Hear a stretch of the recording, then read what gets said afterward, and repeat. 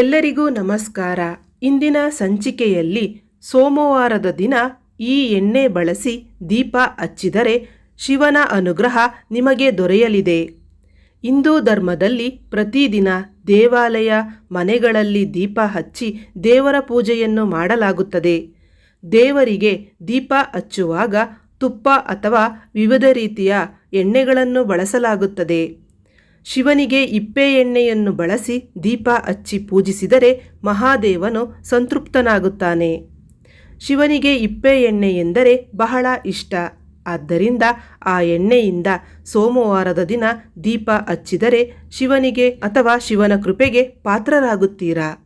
ಇಪ್ಪೆ ಎಣ್ಣೆಯೊಂದಿಗೆ 8 ಬತ್ತಿಗಳನ್ನು ಬಳಸಿ ಶಿವನಿಗೆ ದೀಪ ಹಚ್ಚಬೇಕು.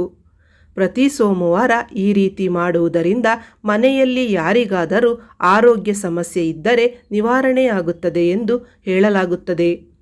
ವಾಸ್ತುಶಾಸ್ತ್ರದಲ್ಲೂ ಕೂಡ ಇಪ್ಪೆ ಎಣ್ಣೆಯ ಮಹತ್ವವನ್ನು ತಿಳಿಸಲಾಗಿದೆ.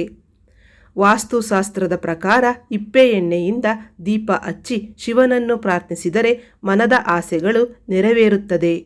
ಪ್ರತಿದಿನ ಸಂಜೆ ಇಪ್ಪೆ ಎಣ್ಣೆಯನ್ನು ಹಚ್ಚಿ ದೀಪವನ್ನು ಬೆಳಗಿಸಿ. ಸದಾ ಧನಾತ್ಮಕ ಶಕ್ತಿ ತುಂಬಿರುತ್ತದೆ. ಇನ್ನೂ ಹೆಚ್ಚಿನ ಮಾಹಿತಿಗಾಗಿ ನಮ್ಮ ಚಾನಲನ್ನು ಸಬ್ಸ್ಕ್ರೈಬ್ ಮಾಡಿ, ಸಪೋರ್ಟ್ ಮಾಡಿ, ಶೇರ್ ಮಾಡಿ, ಲೈಕ್ ಮಾಡಿ.